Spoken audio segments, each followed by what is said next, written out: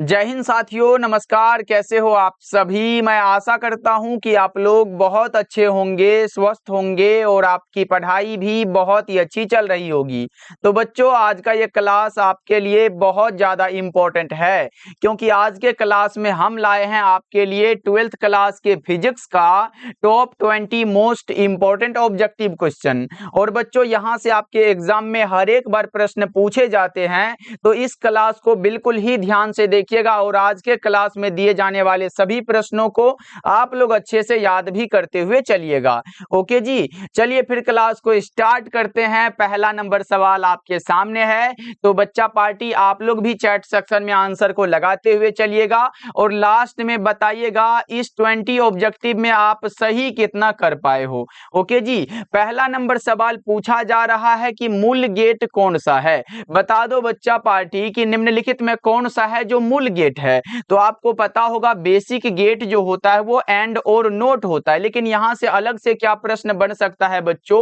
And gate के लिए Boolean व्यंजक क्या होता है, एंड से हम नोट जोड़ते हैं तो नैंड गेट बन जाता है, तो फिर नैंड के लिए बूलियन व्यंजक पूछ लेता है। फिर उसके बाद और गेट के लिए बूलियन व्यंजक पूछ लेता है। फिर उसके बाद अगर और में नोट जोड़ते हैं तो नोर गेट बनता है, फिर नोर गेट के लिए बूलियन व्यंजक पूछ लेता है। और नोट है तो भैया नीचे में नोट लिख दो। देखो यहां से सभी के मैं बूलियन व्यंजक बता देता हूं। अगर एंड गेट के लिए पूछे तो याद रखिएगा a इंटू बी बराबर में y होता है। उसके बाद नैंड गेट के लिए तो एंड का याद रखिएगा, एंड का लिख लो a इंटू बी बराबर में y, लेकिन ऊपर में बार लगा देना, ये नैंड गेट का हो जाएगा। और के लिए हमने जोर बताया था a प्लस बी बराबर क्या होता है, y होता है। लेकिन और का अगर हम जान गए ना a प्लस बी बराबर अगर y होता है तो ऊपर में बार लगा देंगे, तो ये हमारा नोर गेट के लिए हो जाएगा। नोट है अगर a है तो बराबर में a नोट हो जाएगा। बस इतना को याद रखिएगा, ये सभी इंपॉर्टेंट है, एग्जाम में कई बार लगातार पूछे गए हैं बच्चों। चलो आगे बढ़ते हैं। दूसरा नंबर सवाल आपके सामने है, आयाम मॉड्यूलेशन सूचकांक का मान क्या होता है। आयाम मॉड्यूलेशन सूचकांक का मान बच्चा पार्टी कितना से कितना के बीच होता है, ये 0 तथा 1 के बीच है। Correct answer option number C हो जाएगा। बच्चा पार्टी याद रखिएगा, ये सभी इंपॉर्टेंट है। मॉड्यूलेशन 3 प्रकार के होते हैं, आयाम, आवृत्ति और कला, ये बात ध्यान रखिएगा, ये भी पूछा गया है। चलो अगला नंबर सवाल का जवाब बताओ, कूलम्ब बल कैसा बल होता है। भैया जी आपने पढ़ा है कि कूलम्ब बल दो स्थिर आवेशों के बीच लगने वाला विद्युत बल होता है। तो आपका करेक्ट आंसर ये कूलम्ब बल जो होता है केंद्रीय बल और विद्युत बल दोनों होता है। उपरोक्त दोनों कथन सही है। 3 नंबर सवाल का जवाब आपका सी हो जाएगा। ओके चलिए, 4th नंबर सवाल आपके सामने है कि समतल दर्पण की वक्रता त्रिज्या क्या होती है। भैया जी एक बार बता दो, समतल दर्पण की वक्रता त्रिज्या पूछे या फिर फोकस दूरी पूछे, दोनों ही अनंत होती है। 4 नंबर सवाल का जवाब आप ए बता के चल रहे हो। बच्चा पार्टी ये क्लास हिंदी और इंग्लिश दोनों मीडियम वाले बच्चे के लिए है, इसलिए क्लास को ध्यान से देखना और इस क्लास को एक बार सभी बच्चे लाइक कर देना और लास्ट में प्यारा प्यारा कमेंट करना क्लास कैसा लगता है। चलो 5वां नंबर सवाल है, विद्युतीय परिपथ के किसी बिंदु पर सभी धाराओं का बीजगणितीय योग क्या होता है। आपने पढ़ा होगा किरचॉफ साहब का पहला नियम है जो कि कहता है भैया समेशन आई बराबर 0 होता है। और किरचॉफ का जो पहला नियम है बच्चों, ये आवेश संरक्षण के सिद्धांत पर आधारित है, जबकि दूसरा नियम जो है ये ऊर्जा संरक्षण के सिद्धांत पर आधारित है। यहाँ पे पूछा गया है इसका बीजगणितीय योग क्या होता है, 0 होता है। 5 नंबर सवाल का जवाब आप ए बता के चल रहे हो। चलो अगला नंबर सवाल का जवाब बताओ, निकेल क्या होता है। हमने ये बताया है लोहा आए, आपके सामने क्या आ सकता है बच्चों, लोहा आ सकता है, उसके बाद क्या आ सकता है, कोबाल्ट आ सकता है। ये 3 एग्जाम्पल बहुत मशहूर कह सकते हो। और निकेल, ये तीनों के तीनों लोह चुंबकीय है। अणुचुंबकीय की बात करें तो O2 कह लो, प्रति चुंबकीय की बात करें तो O3, जिससे आप ओजोन कह के चलते हो बच्चों। ओके चलिए आगे बढ़ते हैं। अगला नंबर सवाल का जवाब बताओ। 7 नंबर सवाल आपके सामने है, इलेक्ट्रॉन का विशिष्ट आवेश कितना होता है। इलेक्ट्रॉन के आवेश तथा द्रव्यमान का अनुपात जो होगा वही विशिष्ट आवेश हो जाएगा। पहले आपको यह पता है क्या इलेक्ट्रॉन का आवेश कितना होता है, कितने बच्चे को पता है। तो बच्चा पार्टी वो होता है 1.6 into 10 to the power minus का 19 कूलम होता है। आवेश तथा द्रव्यमान का अनुपात बताया ना बच्चों, द्रव्यमान कितना होता है 9.1 into 10 to the power minus का 31 kg होता है। ये दोनों का अनुपात निकालते लेते हो आपका निकलता है बराबर में 1.8 गुना में 10 पर पावर 11 और ये मात्रक ये है और ये मात्रक है, तो कूलम ऊपर में है, बट्टा में केजी लिख दो। यही वाला तो आंसर होगा। बताओ किस ऑप्शन में है, तो ऑप्शन नंबर ए करेक्ट हो जाएगा। ध्यान रख के चलिएगा आप लोग। चलो अगला नंबर सवाल का जवाब बताओ, स्थिर विद्युतीय क्षेत्र कैसा होता है, कंजर्वेटिव होता है। 8 नंबर सवाल का जवाब आप ए बता रहे हो। ओके बच्चों, चलिए अगला नंबर सवाल है, आवेश के पृष्ठ घनत्व का मात्रक क्या होता है। यहां से बच्चों 3-4 प्रश्न बन जाता है। एक होता है आवेश का रेखीय घनत्व, जिसे हम लेमडा द्वारा दर्शाते हैं। लेमडा बराबर Q/L फॉर्मूला होता है। यहां से अगर इसका मात्रक निकाले तो चार्ज का कूलम होगा, ये नीचे में लंबाई है तो लंबाई का मीटर हो जाएगा। इसको आप ऐसे लिख सकते हो। उसके बाद एक आता है आवेश का पृष्ठ घनत्व, जिसे हम सिग्मा द्वारा दर्शाते हैं। सिग्मा बराबर Q/A होता है, यानी कि बच्चा पार्टी प्रति एकांक क्षेत्रफल में आवेश का जो परिमाण होगा वो आवेश का पृष्ठ घनत्व हो जाएगा। यहाँ पे चार्ज का कूलम एरिया का मीटर स्क्वायर हो जाएगा, यानी कि कूलम प्रति मीटर स्क्वायर ये वाला हो जाएगा। एक होता है आवेश का आयतन घनत्व, जो कि होता है Q बाय क्या होता है, V होता है। प्रति एकांक आयतन में आवेश का जो परिमाण होगा वो आवेश का आयतन घनत्व कहलाएगा।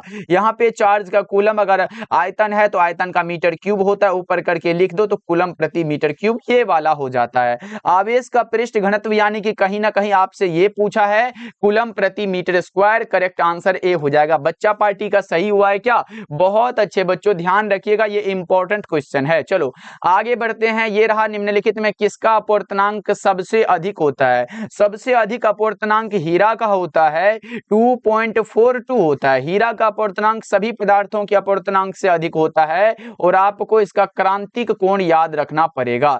इसका क्रांतिक कोण बहुत पूछ लिया जाता है, तो क्रांतिक कोण जो होता है 24.41 डिग्री में होता है। क्रांतिक कोण कितना होता है? 24.41 डिग्री, यानी कि जिसका अपवर्तनांक जितना ही अधिक होगा उसका क्रांतिक कोण उतना ही कम होगा।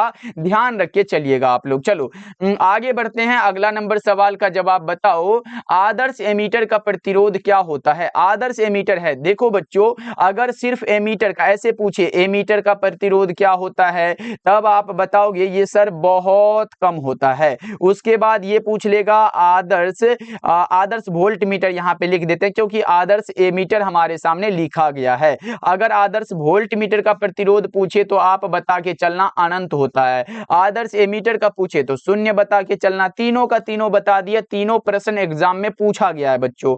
अगला बता के चलो, सूर्य के प्रकाश का स्पेक्ट्रम कैसा होता है? कंटिन्यूअस होता है। ऑप्शन ए बता के चल रहे हो आप लोग। चलो अगला नंबर सवाल है, प्रकाश के रंग का कारण क्या होता है। प्रकाश के रंग का कारण क्या हो सकता है? 13 नंबर सवाल का जवाब बच्चा पार्टी क्या लगाओगे? ऑप्शन नंबर ए लगाओ, इसकी आवृत्ति होती है, यानी कि फ्रीक्वेंसी। चलो अगला बता के चलो, डायनेमो का कार्य सिद्धांत किस पर आधारित है। डायनेमो का कार्य सिद्धांत भैया विद्युत चुंबकीय प्रेरण की घटना पर आधारित है।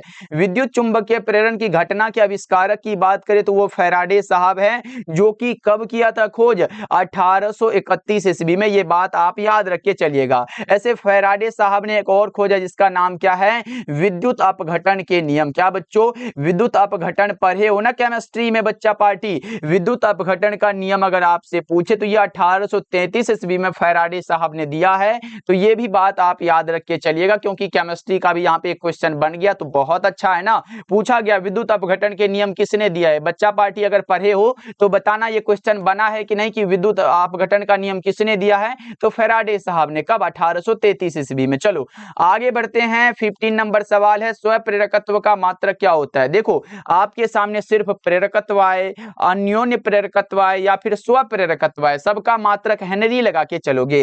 1 हेनरी बराबर क्या होता है? 1 हेनरी बराबर होता है 1000 मिली हेनरी। ये भी आया हुआ है। 1000 को आप क्या लिखोगे बच्चा पार्टी? 10⁻³ मिली हेनरी नहीं लिखोगे क्या? ये भी एग्जाम में आया है कि 1 हेनरी बराबर क्या होता है। तो बच्चों इसको जरूर याद रख के चलिएगा आप लोग। चलो नेक्स्ट नंबर सवाल का जवाब बताओ, धातु का परावैद्युतांक कितना होता है। यहां से परावैद्युतांक से एक प्रश्न आपके एग्जाम में बन जाता है।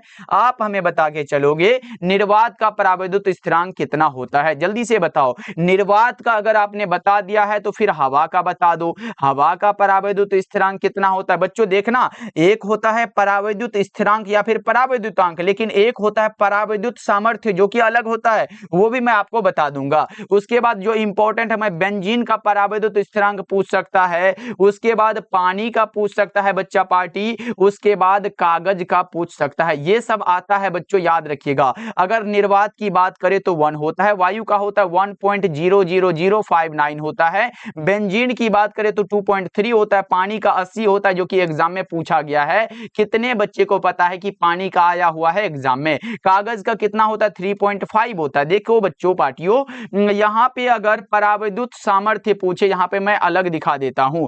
यहाँ पे बच्चा पार्टी अगर परावैद्युत सामर्थ्य पूछ ले, क्या परावैद्युत सामर्थ्य अगर आपसे पूछ के चले तो जानते हो वायु का अलग होता है। वायु का अलग होता है, क्या होता है सर? वायु का होता है 3 गुणा 10⁻6 और परावैद्युत सामर्थ्य का मात्रक क्या होता है? वोल्ट बटा में मीटर। ये बात आप याद रख के चलिएगा, एग्जाम में यहां से प्रश्न बन सकता है बच्चों। ओके, चलिए अगर देखो, अगर वायु का मैंने ये परावैद्युत सामर्थ्य बताया तो वायु के जगह अगर निर्वात आ जाए, निर्वात का यहाँ पे बच्चों परावैद्युत स्थिरांक कितना बताया मैंने? 1 बताया, लेकिन परावैद्युत सामर्थ्य निर्वात का पूछे ना तो आप अनंत बता के चलना। ये भी बात आपको याद रखते हुए चलना है बच्चों। धातुओं का भी परावैद्युतांक अनंत होता है, ऑप्शन नंबर बी आप बता के चल रहे हो। ओके बच्चा पार्टी, क्लास को सभी बच्चे लाइक जरूर करिएगा। अगर आपने इस चैनल पे नए विजिट किए हो तो फिर सब्सक्राइब भी कर लीजिएगा। देखो, जब हम किसी वस्तु को देखते हैं तो प्रतिबिंब कहां बनता है? मनुष्य की आंख के रेटिना पर बनता है,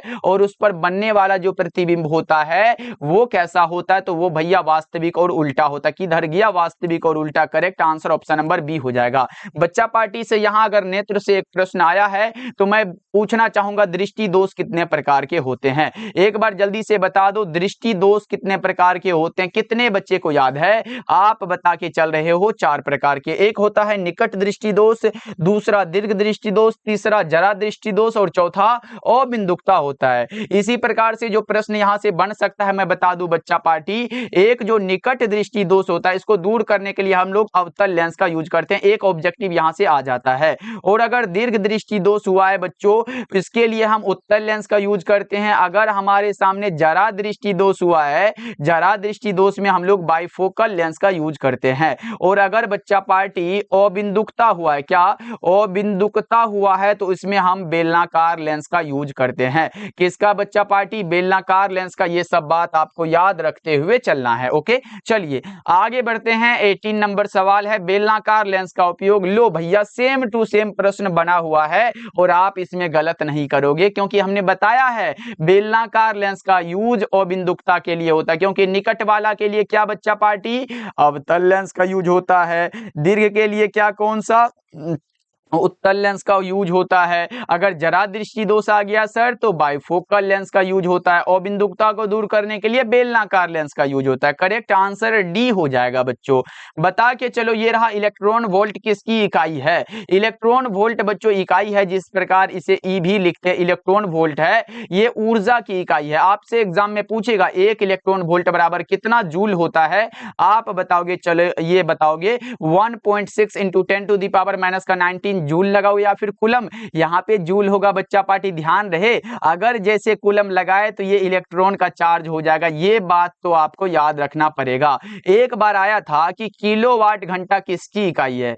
किलोवाट घंटा बच्चा पार्टी जानते हो, ये ऊर्जा की इकाई है। किसकी? ऊर्जा की इकाई है। तो आपसे पूछ सकता है 1 किलोवाट घंटा बराबर कितना जूल होता है? 3.6 × 10⁻6 जूल होता है। तो ये भी बात आपको याद रखते हुए चलना पड़ेगा बच्चों। ओके जी, चलो आगे बढ़ते हैं। अगला नंबर सवाल, इसका डी लगा लो, सही हो जाएगा। और आज के क्लास का लास्ट सवाल है बच्चा पार्टी, प्लांक स्थिरांक की क्या इकाई होती है? भैया जी हमने पढ़ा है फोटोन की ऊर्जा के लिए E बराबर hν होता है। हमें H जानना है। H क्या होता है? H है प्लांक कांस्टेंट होता है। H क्या है? प्लांक कांस्टेंट होता है। H बराबर E बटा में भी हो जाएगा। देखो, अगर एनर्जी है तो एनर्जी का जूल हो जाएगा, आवृत्ति है तो सेकंड इनवर्स हो जाएगा, जाएगा, ये हमारा ऊपर जाएगा तो जूल सेकंड में बदल जाएगा। इसका मात्रक क्या है बच्चों, ये जूल सेकंड आप बता के चलो रहे हो। अगर आपसे इसका वीमा पूछ दे, क्या बच्चा पार्टी, वीमा, वीमीय सूत्र कह सकते हो। अगर वीमीय सूत्र अगर आपसे पूछ के चले तो क्या बता के चलोगे। यहाँ पे देखो ना, हमने क्या लिखा है, ऊर्जा के लिए क्या होता है वीमा, आप जानते हो ml2 और T इनवर्स 2 होता है। बटा में आवृत्ति का अगर हम सेकेंड इनवर्स लिखे तो टाइम इनवर्स लिख सकते हैं ना, यहां से कर लो। ml2 है तो लिख दो ऊपर, ये T ऊपर जाएगा, अगर माइनस में ऊपर जाएगा तो प्लस में हो जाएगा, और ये माइनस में है तो एक घट जाएगा इसमें से, तो T माइनस का 1 बचेगा। बताओ, ये विमीय सूत्र हो गया। और इसका मान भी पूछ लिया जाता है। इसका मान होता है 6.626 इंटू 10 टू दी पावर का 34 जूल सेकंड। जूल सेकंड क्या इसका मात्रक है, तो याद तो रखना पड़ेगा ना बच्चों। देखो, न्यूटन प्रति कूलम किसका मात्रक होता है, न्यूटन प्रति कूलम बच्चा पार्टी, यहाँ पे मैं बता दूं, ये विद्युत क्षेत्र का मात्रक है। वोल्ट मीटर किसका मात्रक है बच्चा पार्टी, बताओ, ये विद्युत फ्लक्स का मात्रक है। किसका, विद्युत फ्लक्स का मात्रक है। अगर वोल्ट प्रति मीटर आए तो ये भी विद्युत क्षेत्र का ही मात्रक है, याद रख के चलिएगा आप लोग। ओके बच्चों, चलो क्लास कैसा लगा सभी बच्चे कमेंट करके बताइएगा। बच्चा पार्टी नए जुड़ रहे हो तो इस चैनल को सब्सक्राइब जरूर करिएगा। ओके बच्चों, मिलते हैं फिर अगले क्लास में। बहुत बहुत धन्यवाद। हमारा नाम हुआ प्रदीप सर। बहुत बहुत धन्यवाद बच्चों जुड़ने के लिए। मिलते हैं फिर।